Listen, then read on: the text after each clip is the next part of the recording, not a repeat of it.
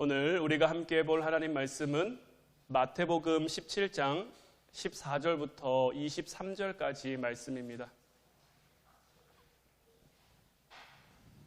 마태복음 17장 14절부터 23절까지 말씀,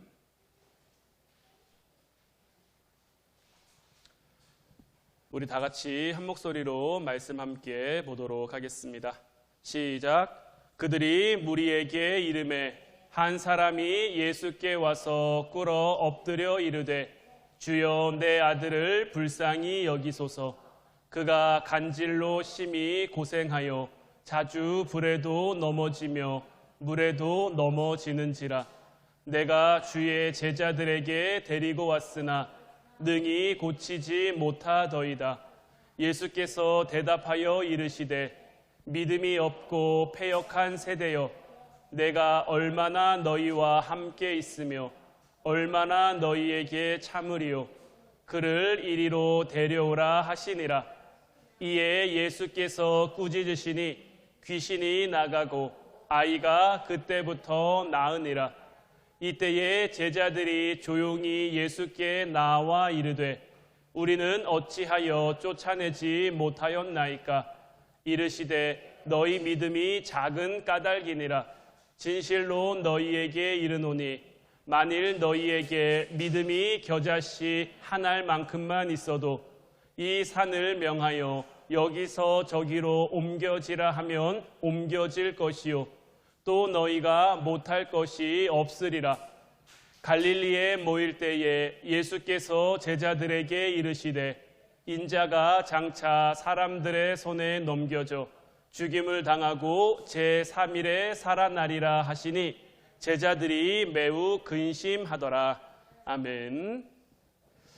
오늘은 가장 이루고 싶은 꿈이라는 제목을 가지고 여러분들과 함께 은혜 나눌 때에 하나님의 크신 은혜가 여러분들 가운데 충만히 임하기를 주님의 이름으로 축원해 드립니다. 오늘은 맥추감사 주일입니다.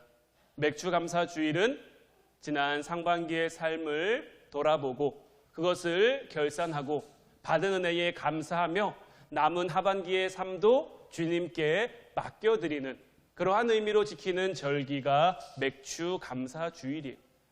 오늘 우리가 함께 본 본문 말씀은 사실이 감사절기와는 조금 어울리지 않는 그런 말씀일 수도 있어요. 근데 제가 오늘 여러분들과 나누고 싶은 부분은 하나님 앞에 주신 은혜를 기억하며 주신 은혜를 생각하며 감사하는 것도 마땅하고 당연하지만 이제 우리가 절기를 잘 준비했으니 기도와 말씀으로 준비했으니 하나님이 주실 것 우리가 받아 누리는 것은 어떤 의미에서 당연한 거고요. 그럼 우리가 이제 남은 하반기의 삶을 어떻게 살아갈 것인가, 그 부분에 초점을 좀 맞춰 놓고 오늘 말씀을 좀 함께 나누어 보려고 해요. 오늘 말씀의 제목은 가장 이루고 싶은 꿈인데 여기 이 제목에는 두 가지의 의미가 있어요. 하나는 가장 이루고 싶은 우리의 꿈이 이루어지기를 바라는 그러한 소망과 기대를 담고 있는 의미이기도 하고요. 하나는 가장이라는 게 뭐죠? 어떤 한 집안을 책임지는 사람이 가장이죠. 그 가장을 우리가 이루어 가야 함, 이것이 우리가 이루고 싶은 꿈이 되어야 한다라는 의미에서 오늘 말씀을 이렇게 정해봤는데, 요즘 굉장히 좀 화제가 되는 프로그램이 있죠. 금쪽 같은 내 새끼라고 여러분들 들어본 적 있으시죠? 자녀 문제로 어려움을 겪고 있는 부모들이 이렇게 나와서 오은영 박사님한테 육아 솔루션을 받는 그런 프로그램들이, 여기에 나오는 아이들을 보면 참 마음이 심란합니다.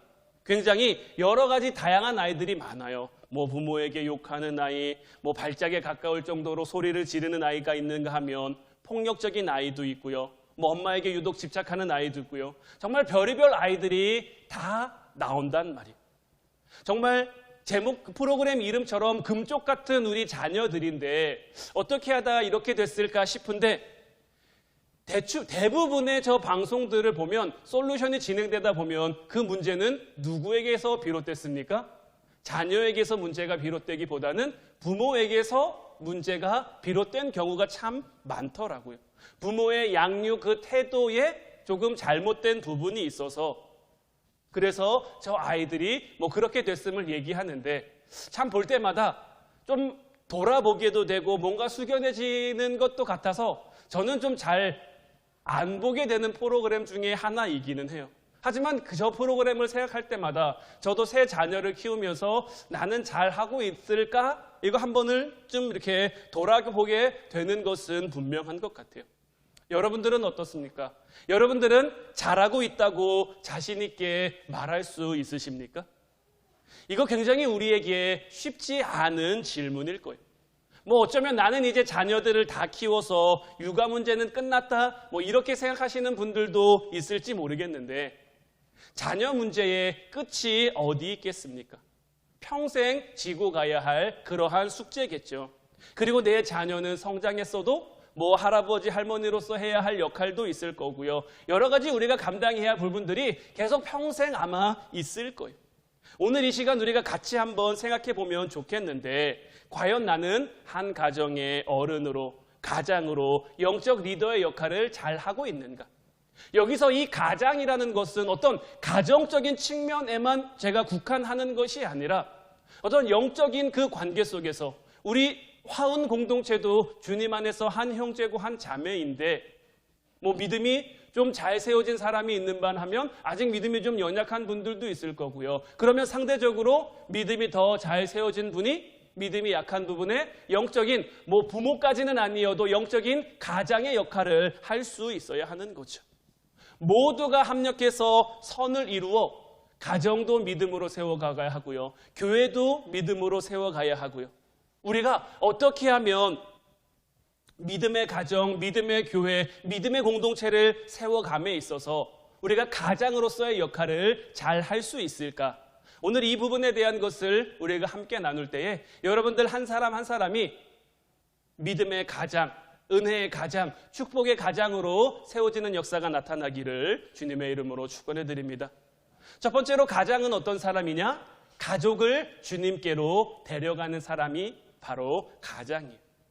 오늘 본문 14절, 15절 말씀을 다시 보면 그들이 무리에게 이르매 한 사람이 예수께 와서 꿇어 엎드려 이르되 주여 내 아들을 불쌍히 여기소서 그가 간질로 심히 고생하여 자주 불에도 넘어지며 물에도 넘어지는지라. 오늘 말씀을 보면 한 사람이 예수님께 와서 자기 아들을 고쳐달라고 자기 아들을 살려달라고 간청하고 있어요. 아들의 상태가 어떻습니까? 간질로 심히 고생하는데 그냥 고생만 하면 좀 나을 수도 있는데 굉장히 위험한 행동들을 하는 거죠. 불에도 넘어지고 물에도 넘어지고 불에도 잘못 넘어지면 굉장히 위험하죠. 물에도 잘못 빠지면 굉장히 위험하죠. 그러니 이 아이를 어떻게 할 수 없어서 예수님께 데리고 온 거예요.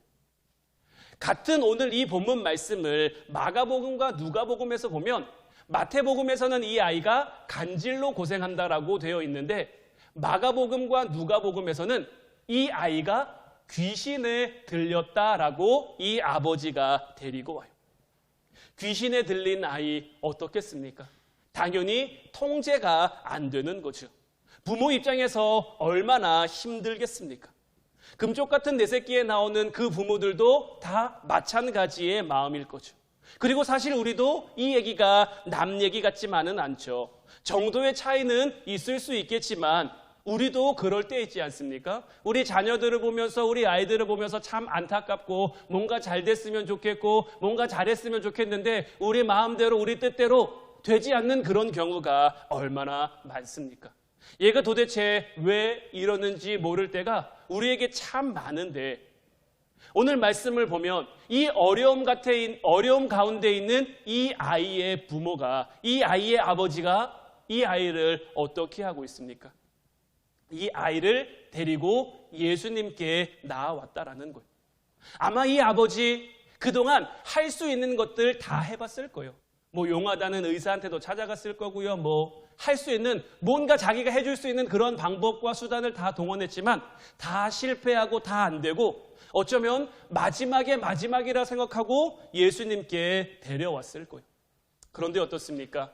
예수님에게 데려오니 예수님으로 인해 이 아이가 낫게 됐죠. 이 아이가 고침을 받게 됐죠. 우리가 우리 자녀들을 위해 해줄 수 있는 것이 무엇이 있을까요? 우리가 우리 자녀들에게 해줄 수 있는 가장 좋은 것, 가장 최고의 것은 기도밖에는 없는 줄로 믿어요. 우리 주님이 우리 자녀들을 통해 직접 일하시도록 맡겨드리는 거예요. 오늘 본문 15절 말씀 다시 보면 주여 내 아들을 불쌍히 여기소서. 지금 이 아이의 아버지는 이 아들을 예수님께 맡겨드리고 있는 거예요. 이 아이를 불쌍히 여겨주세요. 내가 이 아이를 어떻게 해야 할지 모르겠습니다. 나는 이 아이를 도울 수 없습니다. 그러니 예수님께서 이 아이를 도와주십시오. 주님의 은혜가 아니면 방법이 없습니다. 우리 아이를 책임져 주십시오. 우리에게 이런 기도가 있기를 주님의 이름으로 축원해 드립니다.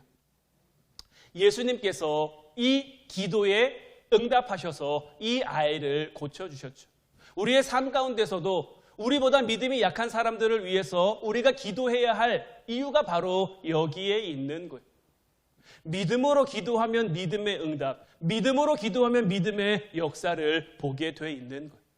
그런데 오늘 말씀에 이 사건이 일어나기 전에 이 아이의 부모가 제자들에게 예수님이 자리를 비우신 사이 변화산 사건이 일어나고 있는 동안 제자들에게 먼저 데리고 왔었죠. 그런데 제자들이 고쳤습니까? 못 고쳤습니까? 못 고쳤단 말이에요. 그러니까 예수님이 고치고 난 후 어느 정도 사건이 좀 정리되고 난 다음에 19절 말씀을 보면 이제 제자들이 묻는 거죠. 이때의 제자들이 조용히 예수께 나와 이르되 우리는 어찌하여 쫓아내지 못하였나이까? 마가복음 9장 29절에서는 제자들의 이러한 질문에 예수님이 이렇게 대답하십니다. 이르시되 기도 외에 다른 것으로는 이런 종류가 나갈 수 없느니라 하시니라. 기도 외에는 이런 종류가 나갈 수가 없는 거예요. 기도 외에는 다른 방법이 없는 거예요. 여러분들 성 어거스틴이라는 인물을 들어본 적이 있으실 거예요. 회심하여 중세 기독교의 성자가 된 저 인물에 대한 표현은 하나님은 포기하지 않으신다라고 이렇게 표제도 달려 있는데 이 성 어거스틴은 4세기에 굉장히 영향력 있게 사역한 기독교 지도자예요. 그런데 이 어거스틴이 처음부터 위대한 기독교 지도자였던 것은 아니에요. 이 어거스틴은 청년 때까지는 마니교라는 이단 종교에 빠져서 굉장히 좀 방탕한 삶을 살았어요. 그래서 그 어머니가 모니카인데 늘 아들을 위해서 눈물로 기도하기 바빴어요.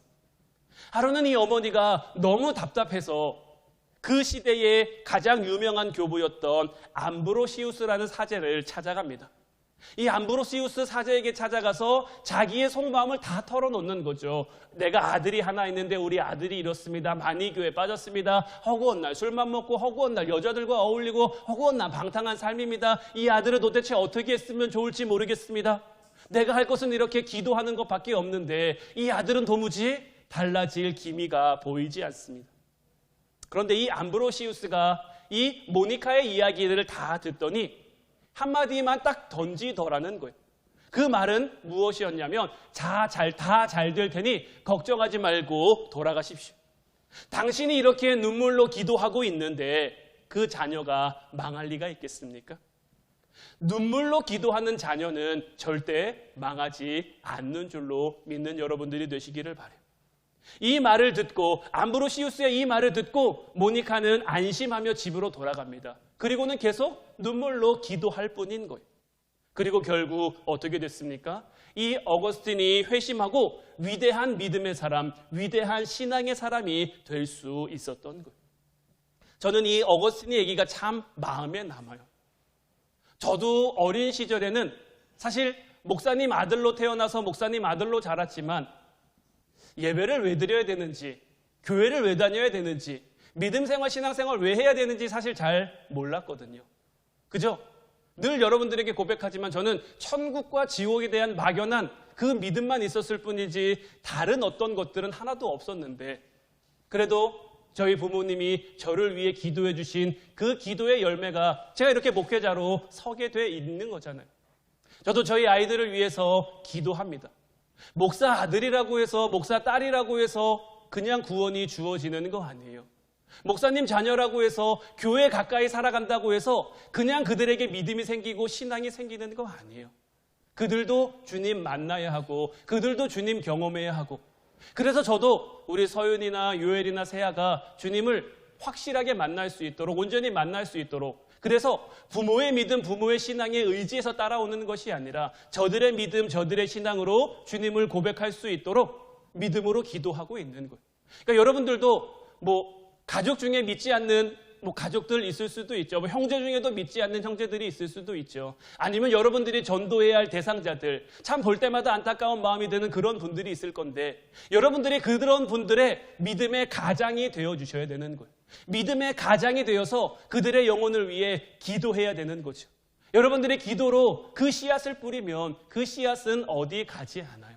그 씨앗이 심겨질 것이고요. 결국 그 씨앗이 싹을 틔워 자라 열매를 맺게 될 줄로 믿어요. 그러니 우리는 어떻게 해야 되겠습니까? 기도하면서 주님께 맡겨드리면 되는 거예요. 맡기는 거에 대한 설교 요즘 하시는 목사님들이 이 사진을 굉장히 많이 쓰더라고요. 저도 보면서 참 뭐라 그래야 될까요? 재치 있다라고 좀 생각하면서 봤는데, 여러분들 이런 문구 본 적 있으시죠? 맡기시지 않은 분실물은 책임지지 않습니다. 우리가 주님 앞에 맡기면 주님이 책임져 주시는데, 우리가 맡기지 않으면 우리 주님은 책임져 주시지 않는 거예요.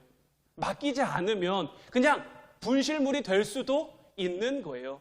여러분들의 주변에 여러분들이 책임져야 될 그 영혼들을 정말 사랑하신다면, 그들을 위해 기도하신다면 온전히 주님께 맡길 수 있는 여러분들이 되시기를 주님의 이름으로 축원해 드립니다. 두 번째로 가장은 어떤 사람이냐? 겨자씨 믿음을 심어주는 사람이에요. 오늘 본문 20절 말씀 보면, 이르시되 너희 믿음이 작은 까닭이니라 진실로 너희에게 이르노니 만일 너희에게 믿음이 겨자씨 한 알만큼만 있어도 이 산을 명하여 여기서 저기로 옮겨지라 하면 옮겨질 것이요 또 너희가 못할 것이 없으리라. 오늘 말씀에서 주님은 믿음에 대해서 말씀을 하십니다.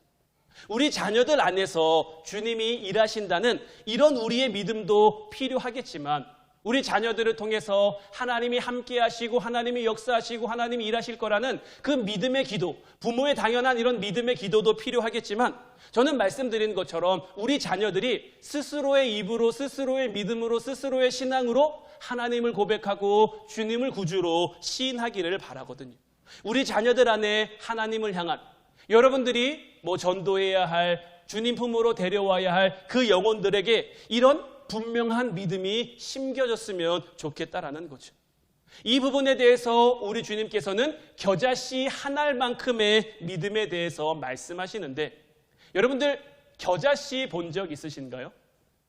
정말 작은 씨앗이에요. 그냥 눈으로 봤을 때 정말 잘 보이지도 않을 만큼의 작은 씨앗인데, 그래서 이 이스라엘, 이 히브리 문화권 내에서 정말 작은 걸 말할 때 이 겨자씨, 우리나라는 좁쌀이라는 걸로 표현 많이 하잖아요. 그런데 좁쌀보다도 작은 게 이 겨자씨인데, 이만큼 작은 믿음이 있어도 우리 주님 뭐라고 말씀하십니까? 산도 옮길 수 있다라는 거예요. 오늘 말씀에서 제자들이 그 아이를 못 고친 이유에 대해서 예수님은 믿음이 작은 까닭이라고 말씀하셨지만, 사실 이 부분을 원문으로 보면요, 믿음이 작은 까닭이 아니라 믿음이 없는 까닭이라고 되어 있어요. 제자들에게 믿음이 없었기 때문에 그 아이를 고칠 수 없었다라는 거죠. 이게 무슨 말입니까? 믿음은요, 믿음이 있느냐 없느냐의 문제인 거지 믿음이 크냐 작냐의 문제가 아니다라는 거예요. 아무리 작은 믿음이라도 그 믿음이 내게 있으면 산도 옮길 수 있고요, 못할 것이 없다라고 오늘 주님은 우리에게 말씀해 주고 계신 거예요. 내 믿음, 내가 경험해서 알게 된 하나님, 그 하나님이 정말 겨자씨 요만큼처럼 작게 느껴질지라도 내 안에 믿음이 있다면 뭔가 어려운 일이 생길 때 뭔가 힘든 일을 만났을 때 요만큼의 믿음을 통해 하나님을 기억하고 그걸 믿음으로 넘어갈 수 있게 된다라는 거죠. 그래서 저는 여러분들이 영적으로 품어야 될, 여러분들의 영적 가정에서 여러분들의 자녀들에게, 믿지 않는 가족들에게 바로 이런 겨자씨 하나과 같은 그 믿음을 우리가 심어주는 사람이 되었으면 한다라는 거예요. 그런데 우리는 어떻습니까? 자꾸 이런 겨자씨를 심어주기보다는 산을 내가 옮겨주고 싶어 하는 거예요. 우리 자녀들이 직접 주님을 만나서 주님 안에서 스스로 꿈을 꾸게 해야 되는데, 그래서 그 주님과 함께 인생의 어려움을 헤쳐나가는 법을 배우게 해야 되는데, 우리는 자꾸 내가 이 아이의 꿈을 계획해주고 싶고 내가 이 아이의 어려움을 빨리 해결해주고 싶어 한다라는 거죠. 하지만 이거 아닙니다. 우리는 산을 치워줄 게 아니라, 사실 우리가 산을 치워줄 수도 없지만 우리 아이가 주님과 함께 산을 옮길 수 있도록, 그 산을 넘어갈 수 있도록 그들을 품고 기도하면서 믿음의 작은 겨자씨 하나를 심어주기만 하면 되는 거예요. 그러면 하나님이 역사하시는 거예요. 저는 제가 이렇게 목회자가 될 것이라고 생각 못했습니다. 제 학창시절을 아시는 분들은 제가 목사님이 됐다고 하면 참 많이 놀라시기도 해요.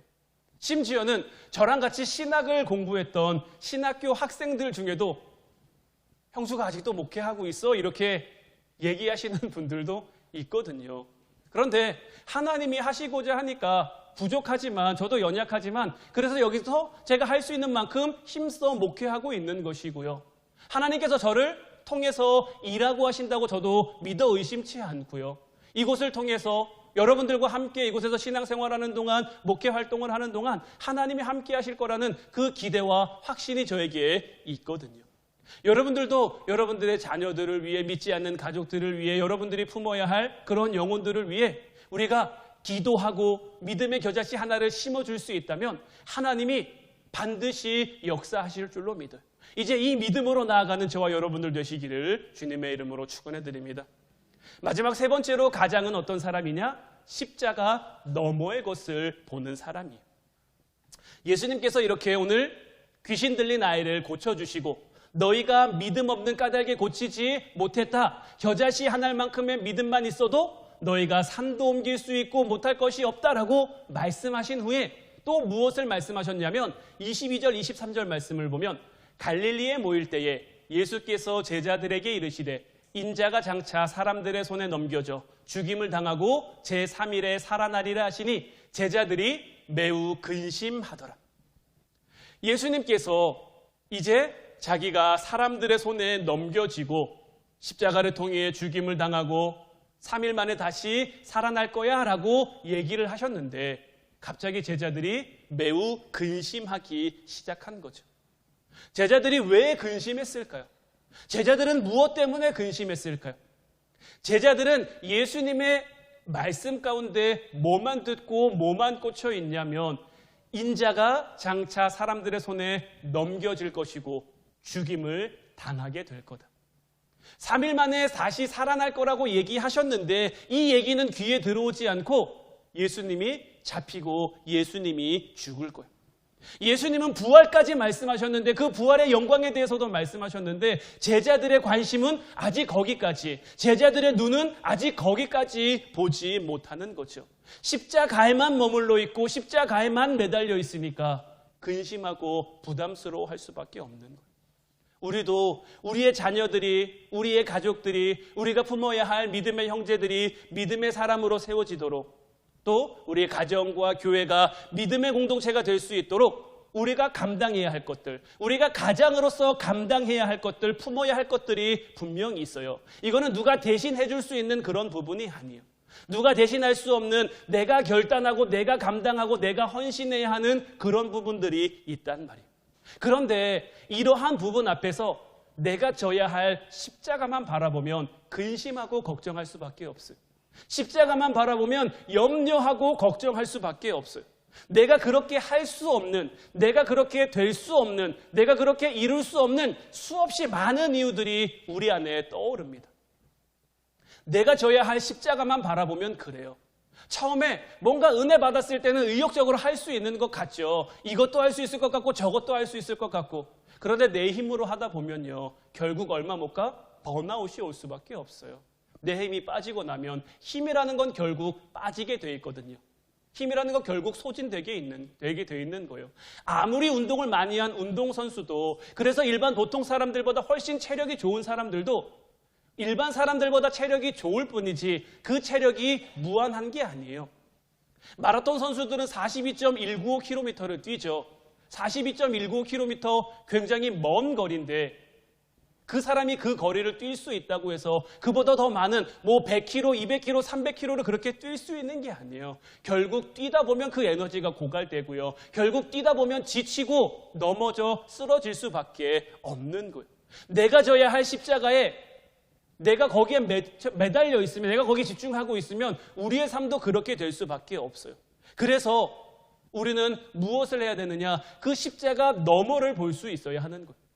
히브리서 12장 2절 말씀 보면 믿음의 주요 또 온전하게 하시는 이인 예수를 바라보자. 그는 그 앞에 있는 기쁨을 위하여 십자가를 참으사 부끄러움을 개의치 아니하시더니 하나님 보좌 우편에 앉으셨느니라. 예수님께서도 십자가 지시는 일이 결코 쉬운 일이 아니었습니다. 예수님에게도 십자가 사역은 피할 수만 있으면 피하고 싶은 그러한 고통이고 아픔이셨어요. 그런데 예수님이 십자가를 지실 수 있는 이유는 어디였을까요? 예수님도 십자가만 바라보고 십자가만 집중하고 십자가에만 매달려 있으면 그 십자가를 감당하기 어렵죠. 하지만 예수님의 시선은 이미 십자가 너머에 가 있는 거예요. 오늘 말씀에서도 제자들에게 말씀하실 때 내가 사람들에게 넘겨지고 죽임을 당하고 이 사이에 예수님에게 얼마나 많은 그 만감이 교차했겠습니까? 모욕 당해야 되죠. 수치 당해야 되죠. 침뱉음 당해야 되죠. 채찍질 당해야 되죠. 머리에 가시관 써야 되죠. 자기를 환호하던 사람들이, 자기를 따라다니던 사람이 호산나 다윗의 자손이요, 자기를 왕으로 세울 것 같던 그 사람들이 자기에게 등 돌리고 자기에게 손가락질하고 자기를 저주하고 자기를 모욕하고 이런 모든 것들을 감내해야 될 그 십자가만 바라보면 예수님의 마음도 얼마나 아프고 얼마나 힘드시겠습니까? 하지만 예수님은 이미 그 너머에 3일 만에 다시 살아나리라. 3일 만에 다시 살아나 하나님 보좌 우편에 앉으실, 모든 이름 위에 가장 뛰어난 임무를 주시고 모든 만물을 그의 발 아래 엎드리게 하시고, 예수님은 이미 거기까지 보고 계시고 거기 너머로, 그 너머로 시선이 가 있으니 힘들지만 어렵지만 이 모든 것들을 감당할 수 있는 것. 우리가 영적 리더로, 영적 가장으로 산다는 것 결코 쉬운 일은 아닙니다. 하지만 십자가가 아니라 그 너머에 있는 부활의 기쁨과 부활의 영광을 우리가 기대할 수 있다면, 소망할 수 있다면 우리는 얼마든지 감당할 수 있을 줄로 믿어요. 이젠 때론 여러분들 남은 하반기의 삶을 살아가는 동안 분명 여러분들 힘들게 하는 사람들이 있을 거예요. 여러분들의 마음을 힘들게 하는 일들 분명 생길 거예요. 하지만 그러한 일들 가운데, 그러한 사람들 가운데 이제 그것만 바라보는 게 아니라, 하나님이 나로 하여금 이거 너머의 것을 바라보게 하시는구나. 이건 너머에 있을 은혜와 축복을 소망하게 하시는구나. 우리가 그것을 믿고 의지하며 소망할 수 있으면, 기대할 수 있으면 기쁜 마음으로 감당하며 인내하며 나아갈 수 있을 줄로 믿어요. 혹시 여러분들 존버라는 말 들어본 적 있으신가요? 비속어이긴 한데 요즘 젊은 친구들이 굉장히 많이 쓰는 말이더라고요. 뜻은 그냥 무조건 버티라는 거예요. 그냥 버티고 있으라는 말이 이 존버라는 말인데, 우리에게도 이와 같은 영성이 필요해요. 십자가의 너머의 것을 바라보며 십자가 너머의 것을 기대하며 그냥 계속 버티고 있는 거예요. 우리 자녀들이 변화되기까지, 우리가 품어야 할 믿음의 사람들이 변화되기까지 믿음으로 기도하고 믿음으로 예배하고 이야기 들어주고 공감해주고 칭찬해주고 그냥 기다려주는 거예요.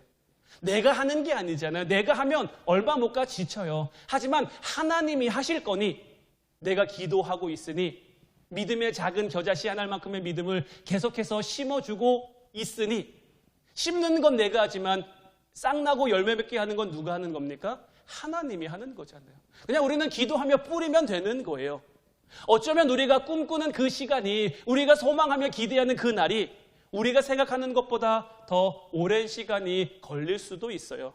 하지만 우리 주님께서 우리의 그 수고가, 우리의 그 노력이 결코 헛된 것이 되게 하지 않으실 줄로 믿어요. 주님의 때가 되면, 주님의 시기가 이르면 반드시 열매 맺게 하실 줄로 믿어요. 이제 우리가 그거 믿고, 그거 의지하고, 그거 기대하며 남은 하반기의 삶을 살아가자라는 거예요. 오늘 말씀의 제목, 가장 이루고 싶은 꿈처럼 이러한 부분들이 여러분들의 가장 이루고 싶은 꿈이 되기를 소망한다라는 거죠. 그래서 우리 자녀들이 믿음의 세대로 세워지고, 믿지 않는 우리 가족들이 정말 믿음의 형제 자매로 세워지고, 여러분들이 품는 그 영혼들이 하나님 앞에 돌아와 함께 예배하며 함께 찬양하며 함께 기뻐하는 정말 하나님 나라가 온전히 우리 가운데 이루어질 날들이 이제 저와 여러분들을 통해서 이루어지기를 바라요. 이제 우리가 먼저 믿는 자로, 먼저 세움받은 자로, 이제 우리가 가장으로서의 모습으로 믿음 가운데 기도하며 씨 뿌리며 살아갈 수 있기를 주님의 이름으로 축원해 드립니다.